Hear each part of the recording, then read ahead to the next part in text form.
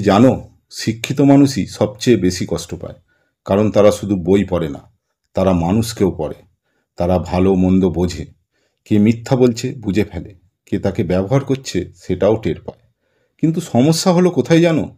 তারা মুখে কিছু বলে না, চুপচাপ সহ্য করে যায়। আর সেই চুপ থাকাটাই তাদের কষ্টের কারণ। অন্যদিকে মূর্খ মানুষ সব কিছু সহজভাবে নেয়, হাসে, রাগে, ঝগড়া করে, তারপর সব ভুলে যায়। কিন্তু শিক্ষিত মানুষ ভিতরে ভিতরে চিন্তা করে, বিশ্লেষণ করে, তারপর নিজের মনকেই জ্বালিয়ে ফেলে। তাই একটা জিনিস মনে রেখো, সব জায়গায় বুদ্ধি দেখানোর দরকার নেই। কখনো কখনো মূর্খের মতো অভিনয় করাই সবচেয়ে বুদ্ধিমত্তা। এতে তুমি শান্তি পাবে, নিজের মানসিক শক্তি বাঁচবে, এবং মানুষও তোমাকে নিয়ে খেলা করতে পারবে না। এই কৌশলগুলো মনে রেখো, জীবন অনেক সহজ হয়ে যাবে। অযথা তর্কে জড়িও না, চুপ থাকতে শেখো। সবাইকে বোঝানোর চেষ্টা করো না, বরং নিজেকে বোঝাও। যখন দেখবে কেউ তোমার বুদ্ধি বুঝতে পারছে না, হাসো, ব্যাখ্যা করতে যেও না। নিজের মানসিক শান্তি সব কিছুর উপরে রাখো।